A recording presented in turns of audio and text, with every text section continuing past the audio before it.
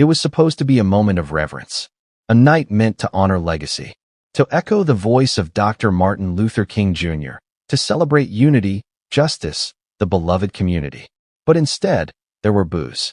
Not just murmurs of disapproval, not the awkward shifting of chairs or discreet silence that often greets a controversial guest.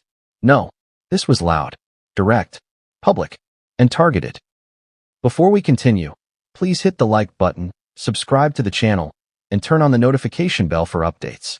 Meghan Markle, the Duchess of Sussex, invited guest, honoree, speaker, stood on stage at the 2026 Beloved Community Awards, frozen in a moment that has since gone viral for all the wrong reasons.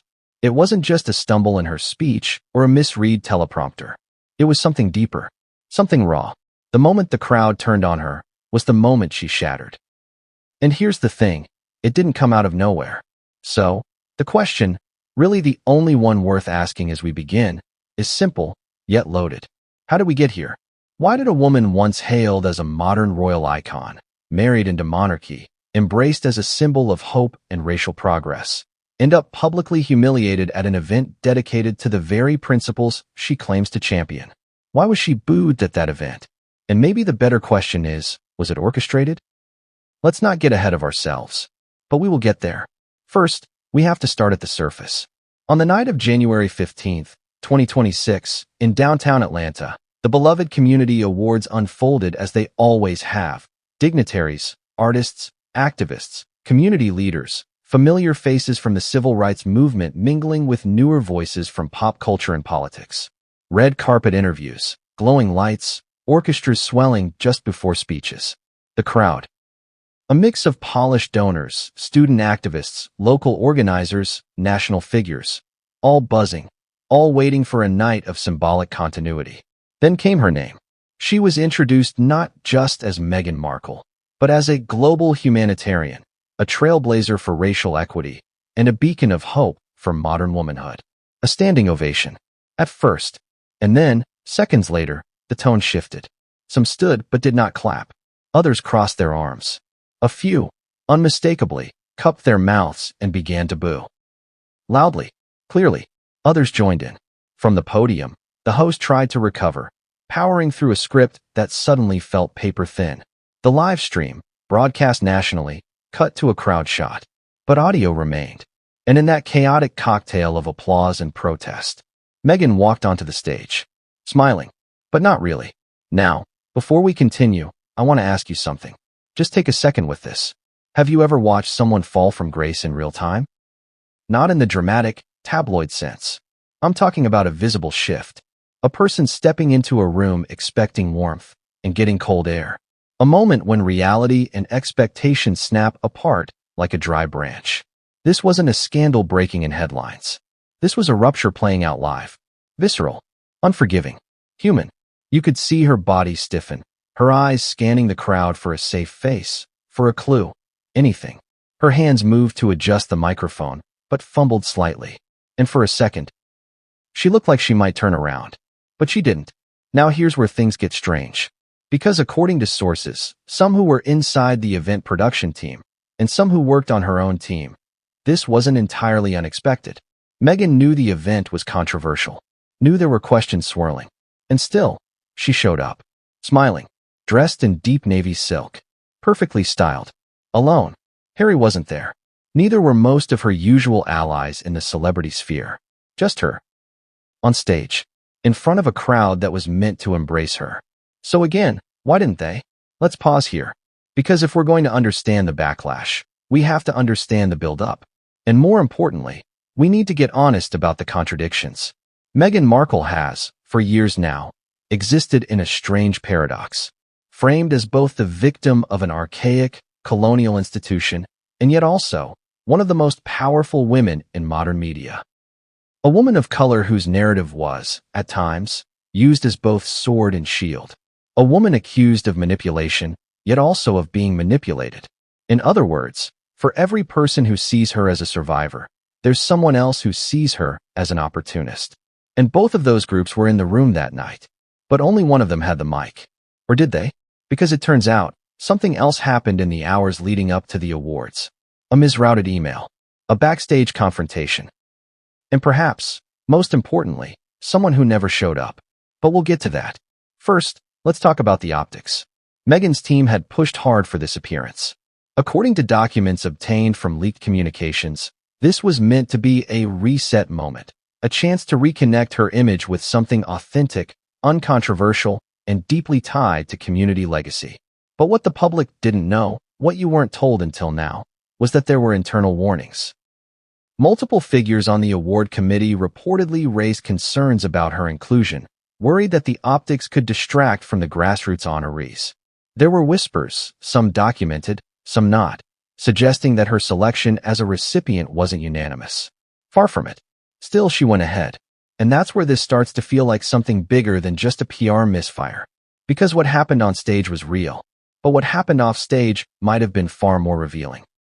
Sources tell us that in the final hours before the event, Meghan received a copy of an internal document, one that outlined the committee's concerns about her speech. It wasn't meant to be sent to her, but it was, accidentally. And once she read it, something changed. Now, we can't say for certain how it affected her, but those around her noticed a shift. The rehearsal stopped. Her communications director was suddenly unreachable, and her driver arrived 40 minutes earlier than scheduled. Coincidence? Maybe. Or maybe it was the first sign she was preparing for damage control before the damage had even begun. But let's return to the stage. Her voice, when she finally spoke, was composed, clear, measured. She thanked the committee, spoke about her admiration for Dr. King's vision, recalled a childhood memory of learning about the civil rights movement in school. But the audience? Still cold, still restrained. A few clapped, most did not.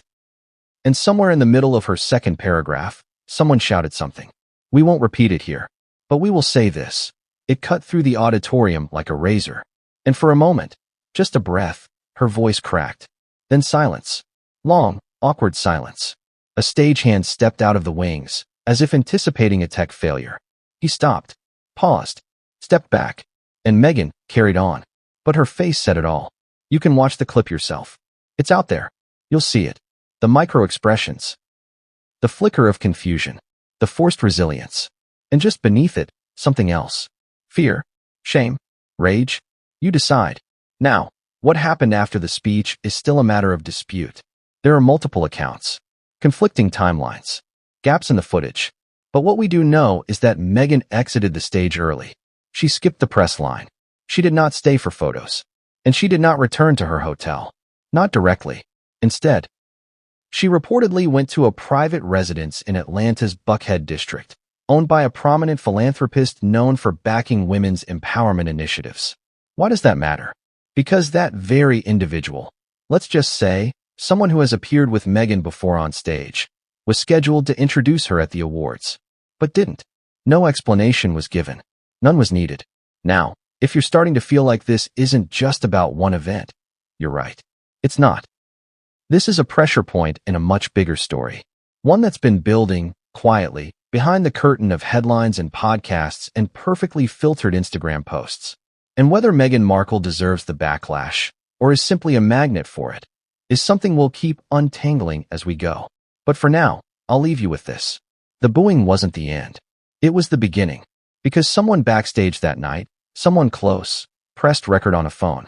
And what they captured wasn't meant to be heard. What Meghan said in the moments after that speech, what she screamed, what she admitted, will change how you see everything that followed. And it's time we hear it. But first, let's rewind the tape. Because before we can understand what broke that night, we have to understand what was already cracking long before the spotlight ever hit her face. Have you ever heard a room go quiet in the wrong way? Not the kind of silence that falls before a speech. Not the respectful hush of reverence, but a heavy, twisted silence, the kind that clings, that stretches too long. That makes you wonder if someone forgot their line. Or worse, if someone just crossed one.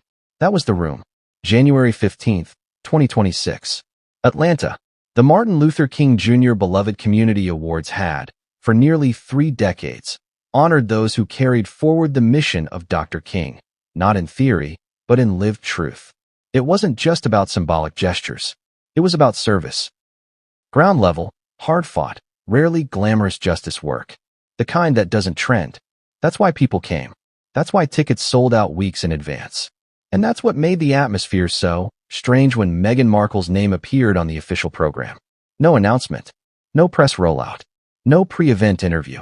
Just her name, near the bottom of the digital pamphlet, tucked beneath a paragraph about the keynote lineup. It simply said, "Special appearance and remarks by Meghan, the Duchess of Sussex." A ripple went through the room when that name was read aloud. Not quite cheers, not quite confusion, just movement. Eyebrows raised, side eyes exchanged. See, the thing is, this wasn't Hollywood. This wasn't Montecito. This wasn't a Netflix panel or a fundraising gala in Beverly Hills. This was Atlanta. And these were people who remembered the first time Coretta Scott King walked into this building. People who had marched. Actually marched with Reverend Lowry, with C.T. Vivian, with the late Congressman John Lewis. So when Meghan stepped onto that stage, it wasn't celebrity that they were looking for. It was alignment. And instead, what they got was dissonance. Let's walk through it. It's 7:52 p.m. The house lights dim. The crowd has just applauded a young activist from Detroit, 18 years old, who started a program to bring restorative justice to inner-city high schools. Raw, honest, nervous, the kind of kid who speaks and fumbles and still moves everyone in the room. She leaves the stage to a thunderous standing ovation. People are on their feet. You can feel it, the shared energy of something real. And then, ladies and gentlemen, please welcome Meghan, the Duchess of Sussex. That's the moment. Watch the footage. Or better yet, don't. Just listen. There's a smattering of claps. The kind that you hear when people aren't sure if they're supposed to. And then, a cough. Then a few louder claps. Then silence. No music. No transition. Just her heels, clicking onto the stage. Measured. Confident. She's wearing navy blue. Floor-length satin. Tailored. No branding visible. Hair slicked back. Pearl studs. Her usual team, missing. She reaches the podium. Adjusts the mic. And then, a single voice from the right side balcony. "Sit down." Followed by another. And then, the unmistakable sound of low, sustained booing. It wasn't overwhelming. Not at first. But it was enough. Enough to shift the oxygen in the room. Enough to make people glance at each other with expressions that asked the question no one wanted to say out loud. What's happening? Now here's where it gets stranger. Because Meghan? She didn't flinch. Not visibly. She smiled. A tight one. Eyes calm, or trying to be. "Thank you," she began, her voice even. "It's an honor to stand here with you tonight."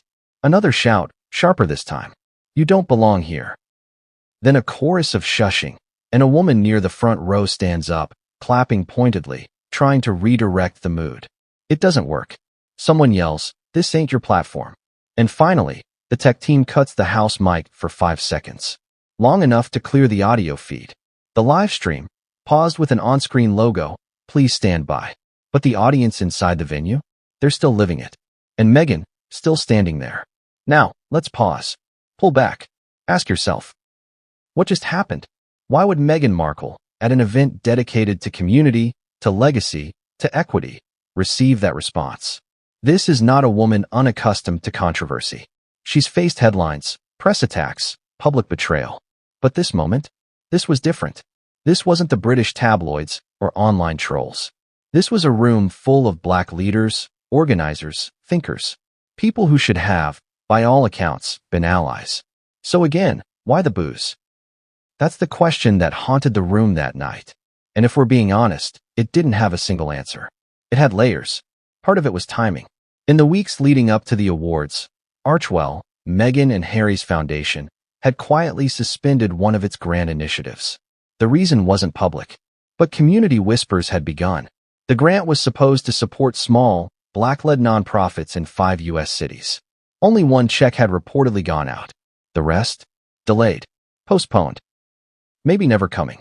And when one of those nonprofits, based in Atlanta, no less, lost its lease after counting on that funding, people noticed, especially here.